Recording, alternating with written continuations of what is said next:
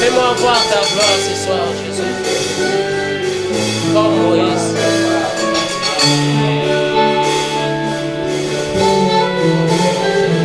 Dieu, nous voulons voir ta gloire.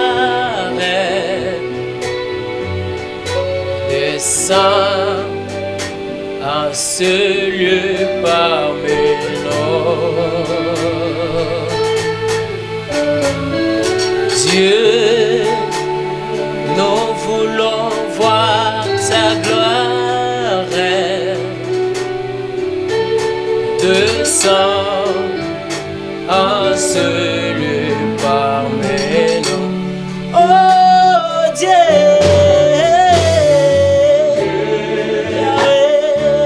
nous voulons voir ta gloire.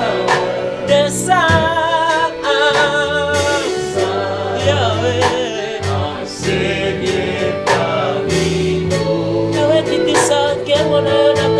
Santo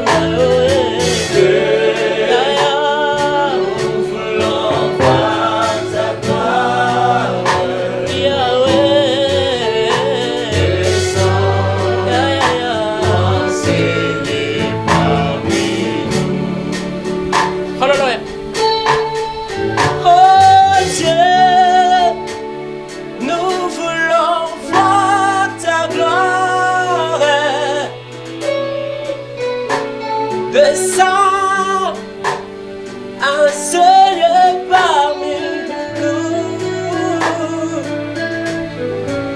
Oh Dieu, nous voulons voir ta gloire. Oh, descends un seul parmi nous. Oh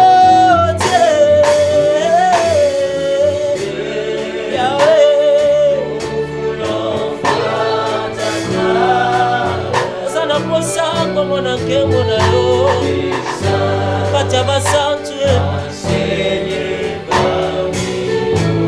Tosana posa koyo kayo na mitema na biso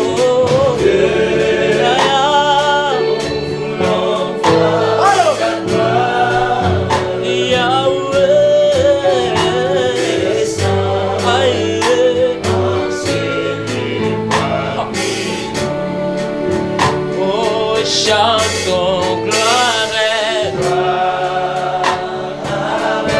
et gloire et gloire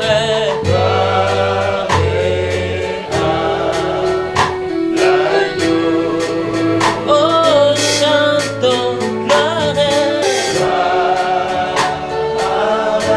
oh gloire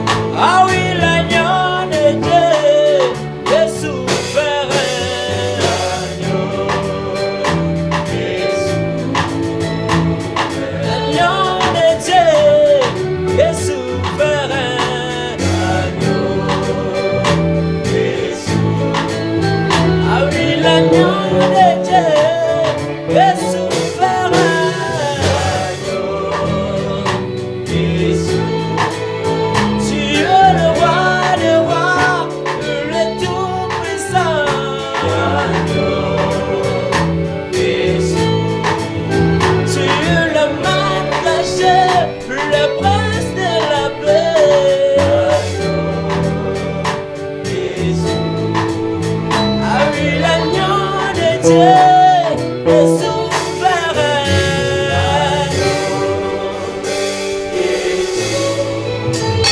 Oh, l'agneau de Dieu est souverain.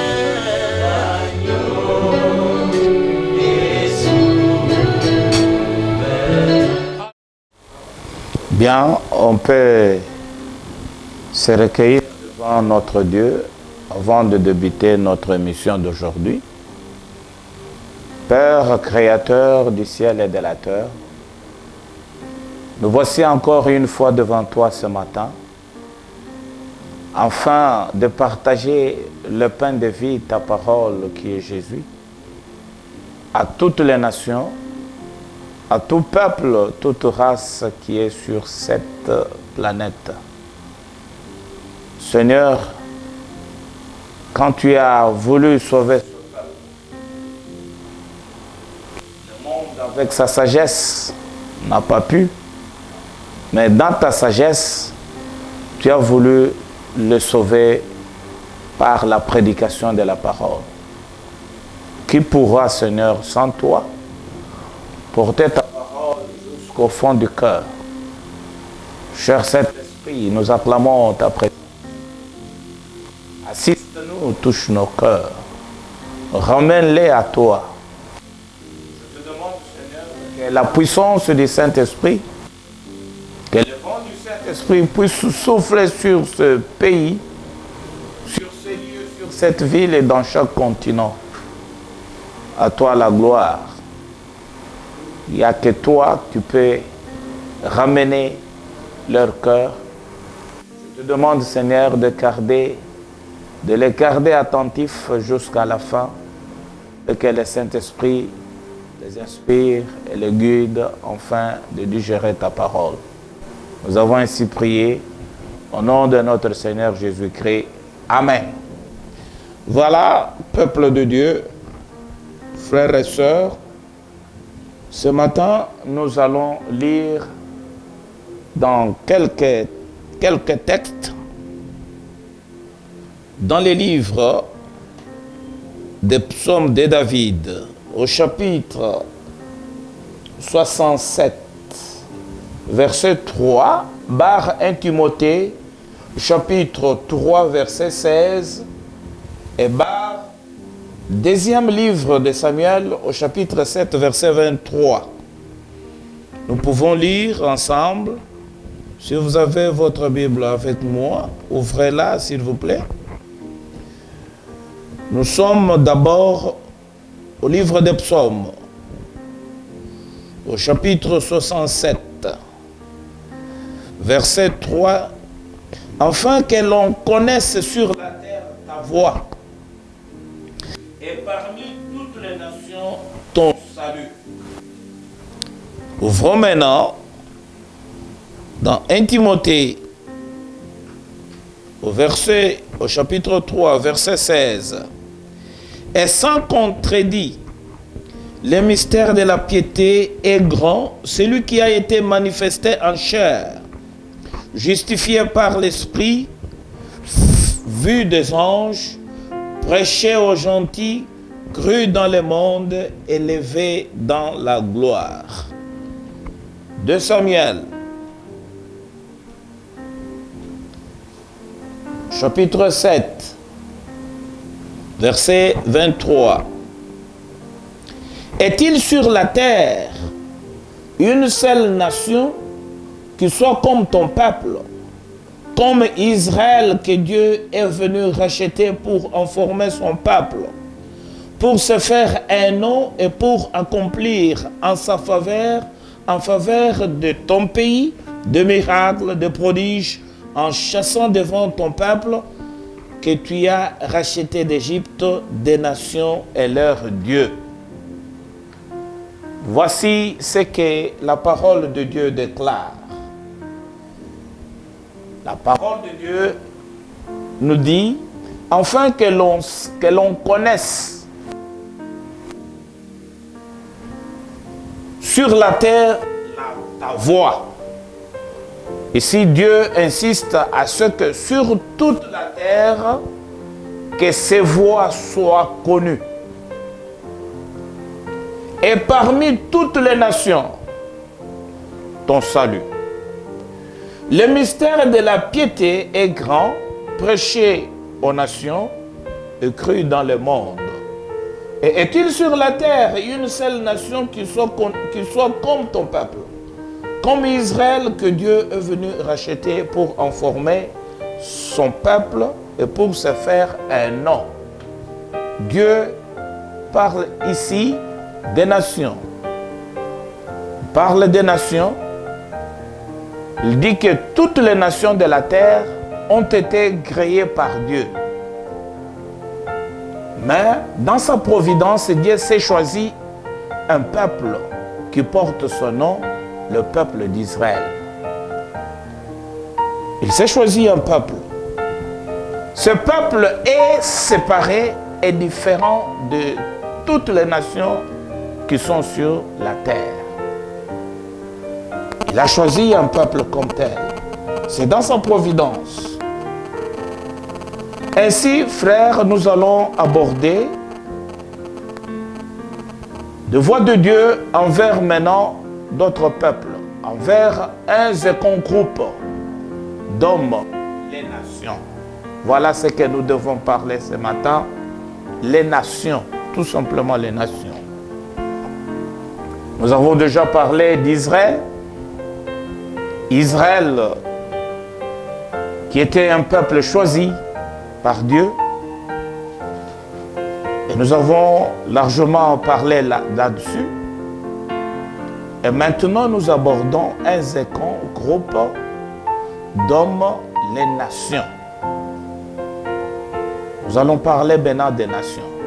C'est l'ensemble de toutes les nations, excepté la nation d'Israël. On peut aussi dire le monde, ou cosmos.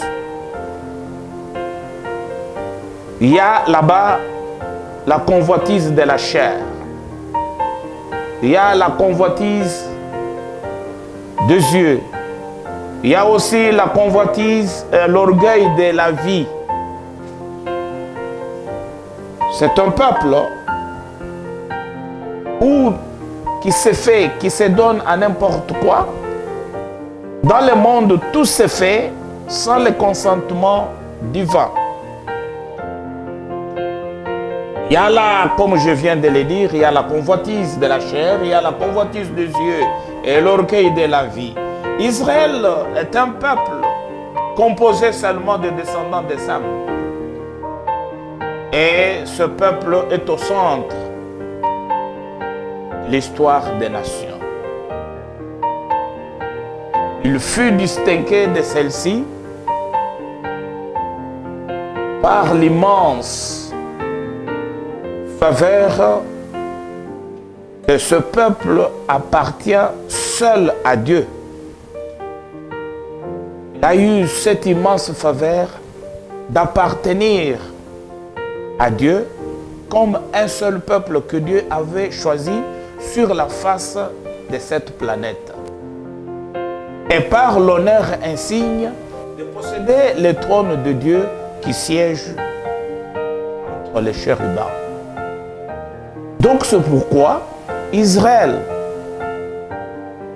peut dire que quelle est cette nation? Est-il une nation qui soit comme la nation d'Israël, que Dieu est venu racheter pour en faire son peuple, pour former son peuple, un peuple qui porte le nom de Dieu. Alors Israël appartient à Dieu. À part Israël sur cette terre, avant, il n'y avait aucun peuple qui pouvait s'approcher de Dieu, qui pouvait citer le nom de Dieu ou bien avoir accès à toutes les promesses de Dieu. Il n'en avait pas. C'était son temps. Et maintenant, nous allons parler de nations. J'ai bien dit que c'est l'ensemble de toutes les nations qui sont sur la face de la terre, excepté seulement la nation d'Israël. En un mot, c'est le monde. Comme Dieu dit, Dieu a tant aimé le monde. Quel est ce monde? C'est les nations. à Dieu, c'est le cosmos. Dans le monde, il y a toujours tout ce qui s'est fait dans le monde, c'est sans le consentement divin. Sans la volonté de Dieu, le monde ne connaît pas la volonté de Dieu. Là, il y a la convoitise de la chair. Il y a la convoitise des yeux. Il y a l'orgueil de la vie. C'est ce qui fait le problème dans ce monde. Il n'y a pas le consentement de Dieu. Et en plus de cela, Dieu a tourné le dos à Israël à cause de la désobéissance, à cause de l'infidélité, à cause de son incrédulité, pour maintenant aller vers les nations. Je parlais que Israël, c'était seulement un peuple composé de descendants de Sam. Et ce peuple est au centre de l'histoire des nations.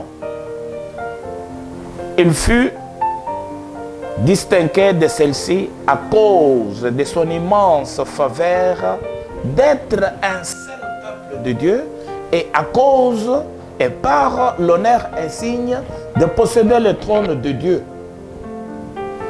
qui siège entre les chérubins. Nous pouvons lire maintenant dans 1 Samuel pour comprendre que Israël avait cette faveur, avait cet honneur insigne à cause du trône de Dieu qui était en Israël.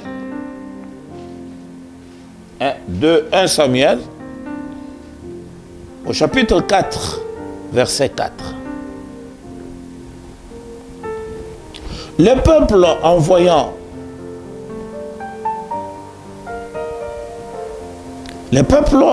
à Silo, d'où l'on apporta l'arche de l'alliance de l'Éternel des armées, qui siège entre les chérubins.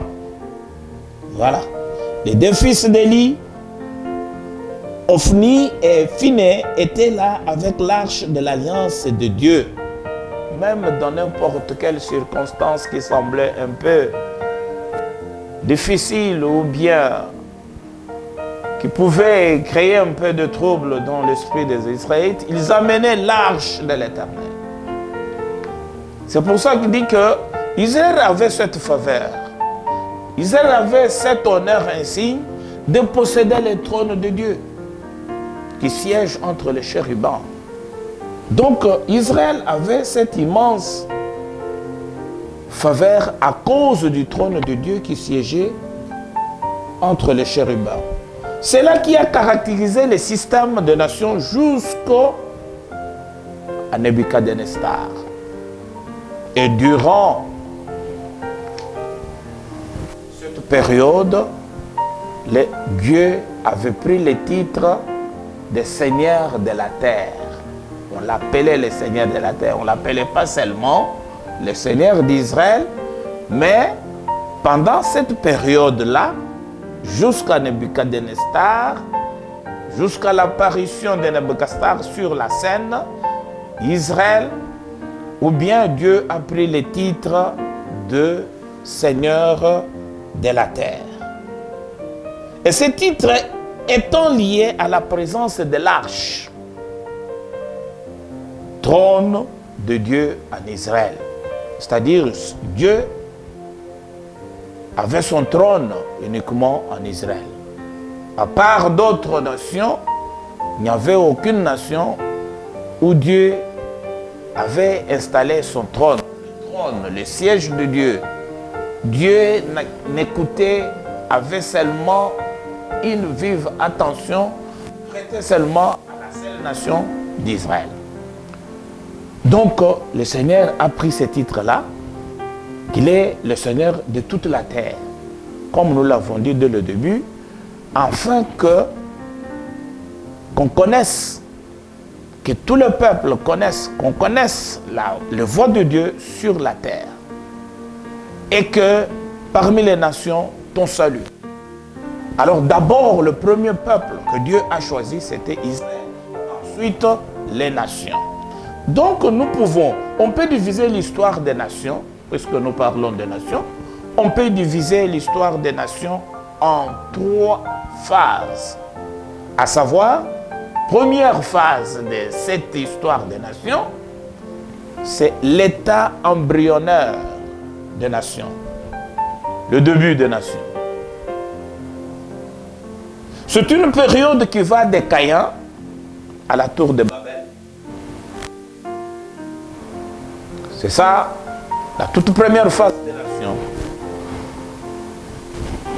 C'est une période qui va de Caïn à Babel. Cette période, pendant cette période, les hommes se sont multipliés sur la terre sans les systèmes politiques, sans système politique. C'est ainsi qu'on parle État, les débuts même des nations, à partir de Caïn jusqu'à la tour de Babel. Cette période, le peuple, les hommes se sont multipliés sur la terre sans système politique. Ils étaient tous ensemble. C'est pour ça qu'ils avaient tous la même langue.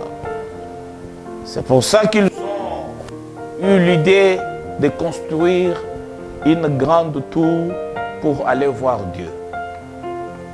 À partir de tour de Babel, Dieu a dispersé toutes les nations sur la face de la terre.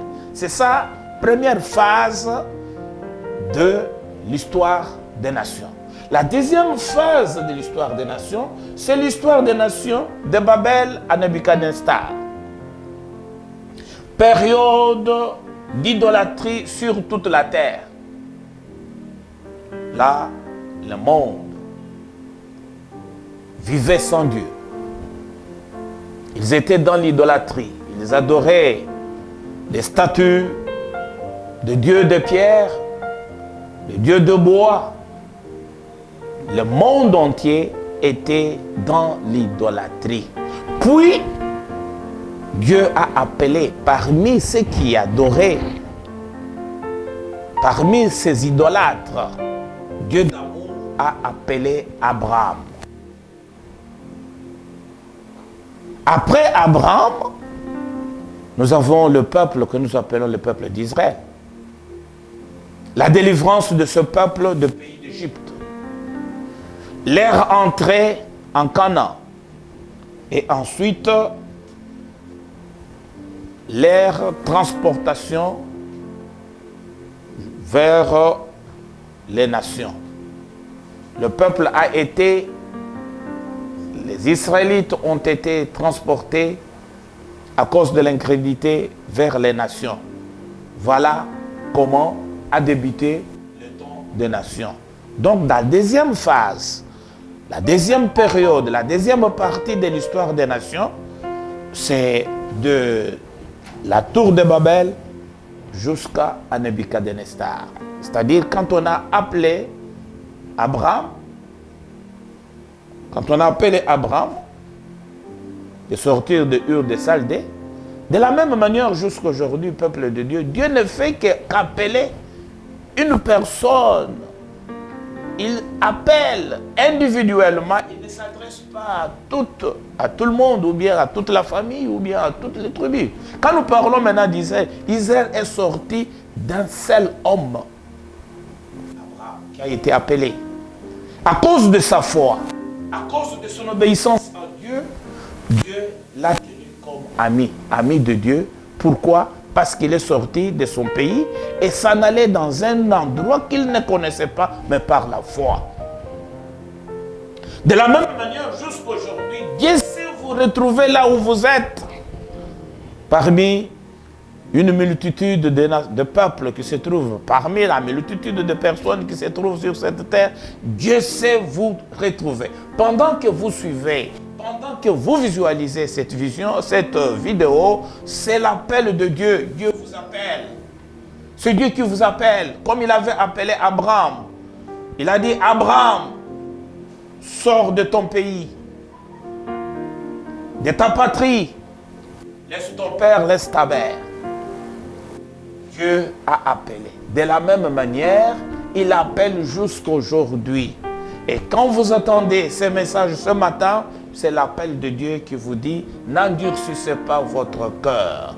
Crois en Jésus pour que tu sois sauvé. Crois au Seigneur Jésus parce qu'il n'y a qu'un seul nom sur cette terre qui sauve. Il n'y en a pas deux. Il n'y en a pas incomparable. Il est incomparable. Le seul nom qui sauve, le nom de Jésus. Donc, crois, comme il a appelé Abraham, de la même manière aussi, Dieu t'appelle aujourd'hui par ce message pour que tu puisses croire en lui afin d'être sauvé. Comme il a dit, afin que le salut soit parmi les nations. Comment le salut peut parvenir? À cause du message que vous suivez, vous devez aussi croire. Et quand vous résistez par l'incrédulité, oh, mon frère, le temps se courte. Ma sœur, le temps tend à la fin. Le soleil se couche sur ces mondes ténébreux, sur ce monde qui tend à sa disparition. Donc vous êtes appelés par ce message, comme Dieu avait appelé. Et je disais bien que c'est la deuxième phase, la deuxième partie de l'histoire des nations qui part, c'est une période qui part de la tour de Babel jusqu'à Nebuchadnezzar. Et pendant ce temps, Dieu a appelé Abraham. D'Abraham est sortie une nation que nous appelons la nation d'Israël, la délivrance de cette nation de l'Égypte, du pays d'Égypte, leur entrée en Canaan, et ensuite la transportation de ces pays, de ces peuples, de cette nation vers les nations. Voilà la seconde période de l'histoire des nations. La troisième, c'est l'histoire, c'est le temps des nations. Période qui s'étend du règne de Nebuchadnezzar à l'apparition en gloire du Seigneur. Voilà la troisième phase. La troisième phase, c'est une période qui s'étend du règne de Nebuchadnezzar jusqu'à l'apparition en gloire du Seigneur. Cette période peut se diviser en deux. La première partie concerne l'histoire passée des nations telle que les prophéties de Daniel nous la rapportent. Et la deuxième partie, concerne l'histoire future, postérieure à l'enlèvement de l'Église, et s'achève lors de l'instauration du règne de millénium. Voilà, mes frères, comment l'histoire de nation se résume d'abord en trois phases, en trois parties. L'état embryonnaire, l'histoire des nations à partir de Babel, des tours de Babel jusqu'à l'apparition de Nebuchadnezzar. Nous avons parlé que pendant cette période, c'était l'idolâtrie qui était sur toute la terre. Et Dieu a appelé Abraham pendant cette période, parmi les idolâtres. Dieu qui est bon, Dieu ne tiendra pas compte. Et puisque le monde n'a pas connu Dieu, c'est ainsi qu'il a envoyé son message, son Fils, la parole de Dieu, Jésus-Christ, qui est venu te chercher. Il sait où il peut te trouver parmi la multitude de personnes qui sont sur la face de la terre. Parmi les 8 milliards de personnes qui vivent sur cette planète, Dieu sait vous retrouver. C'est pour ça que ce message vous arrive ce matin. Vous devez changer de position, vous devez vous convertir, vous devez prendre la décision de venir à Jésus parce qu'il vous aime. Il vous aime. N'endurcissez pas votre cœur. N'endurcissez pas votre cœur. Ne dites pas que demain, parce que vous ne savez pas ce qui va arriver demain. Les temps s'écourtent. Jésus frappe, il est déjà à la porte pour venir prendre son église. Les temps des nations va s'achever bientôt.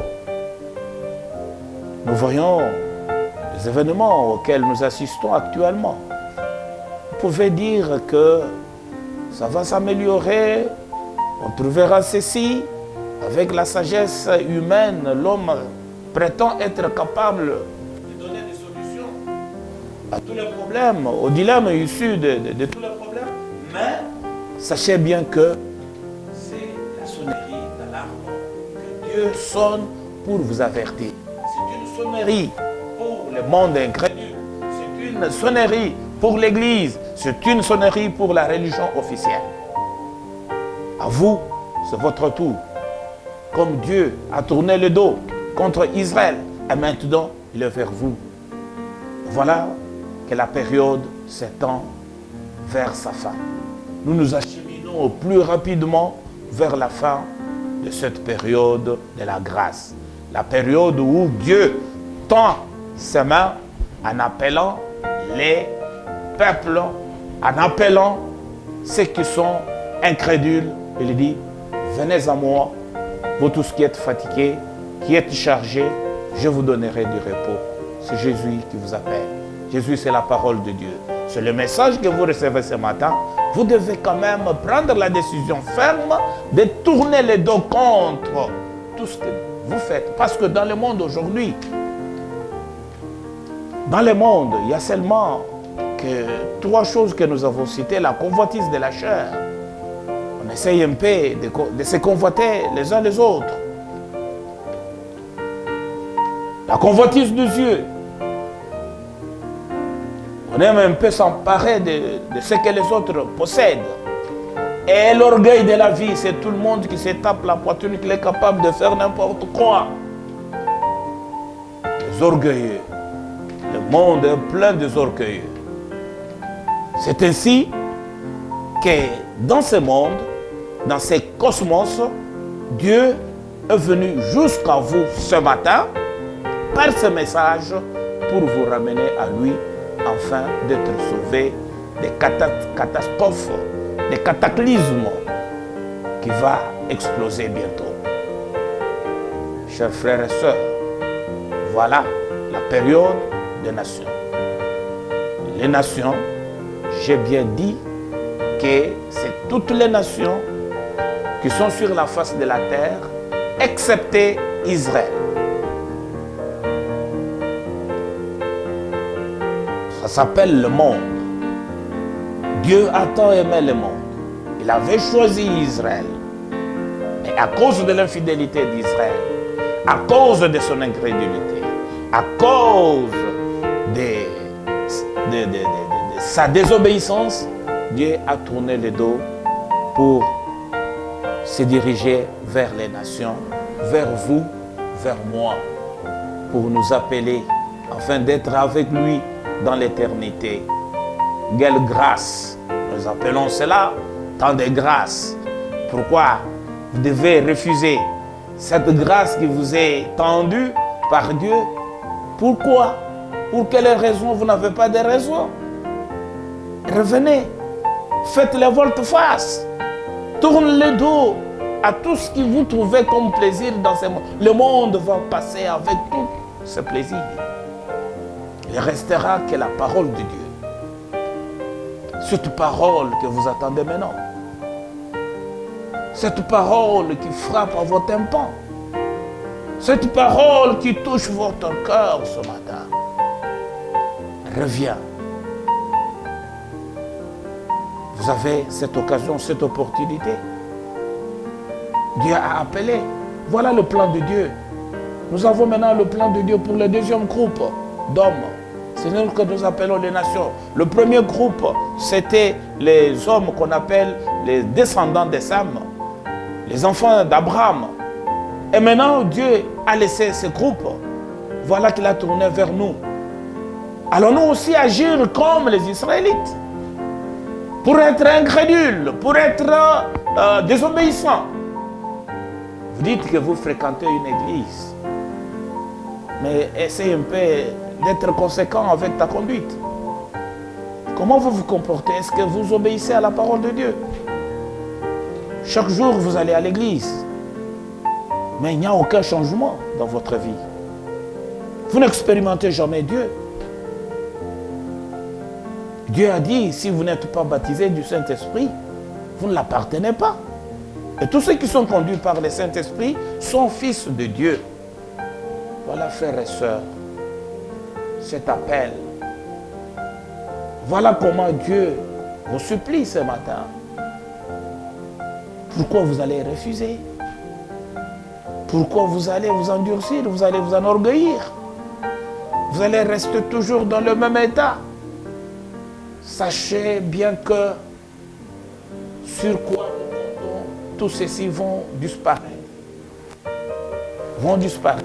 Le monde, avec sa convoitise, ça va disparaître. Dieu a voulu que le salut soit parmi les nations. Et voilà notre tour aujourd'hui.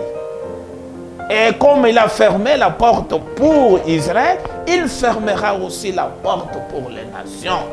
Cette période va aller jusqu'à l'histoire future, postérieure à l'enlèvement de l'Église. Jusqu'à ce que Dieu va instaurer le règne de millénium. Donc, voilà le plan de Dieu. Vous ne pouvez pas dire, si je le savais, voilà, vous êtes avertis. Et les Français disent, un homme averti en vaut deux, mais moi je dis qu'un homme averti une fois suffit. C'est votre tour maintenant. Venez à Jésus, qui vous appelle, qui tend ses mains. Venez, frères et sœurs, pour que vous soyez dans la gloire avec nous. Que ce parole, que ce message de ce matin soit ancré dans votre cœur et que vous changez quand même votre position pour tourner les dos aux ténèbres et regarder à la lumière qui est Jésus. Je vous bénis, que la parole de Dieu soit avec vous dans votre cœur et que cette parole vous conduise pour l'éternité au nom de notre Seigneur Jésus-Christ. Amen. Maintenant, recueillons-nous une fois. Seigneur, je te remercie, mon Père, d'avoir partagé avec mes frères, mes sœurs, cette parole ce matin. C'est notre période. C'est le temps de la grâce. Nous ne pouvons jamais dédaigner, mépriser une telle grâce qui nous a été accordée. Si nous nous méprisons, nous serons traités de la même manière que les Israélites. Seigneur, j'ai l'impression de n'avoir pas tout dit. Je t'implore, le Seigneur Saint-Esprit, de leur inspirer, de leur révéler, afin que leur cœur soit touché, soit vivement touché, afin qu'ils se détournent des ténèbres à la lumière. Gardez-les toujours attentifs à cette sonnerie qui sonne de jour au jour pour les ramener à toi. Merci mon Père. Esprit de gloire, esprit de sagesse, esprit d'intelligence, je compte sur toi. Manifeste-toi puissamment dans les cœurs de chacun. Manifeste-toi, Seigneur, pour ramener ce peuple à son destin. Parce qu'ils nous ont été créés, non pas pour être détruits, mais pour vivre dans la gloire. L'homme a été créé pour être toujours dans la gloire avec Dieu. Merci mon roi, merci mon Seigneur. À toi la gloire. Au nom de notre Seigneur Jésus-Christ. Amen.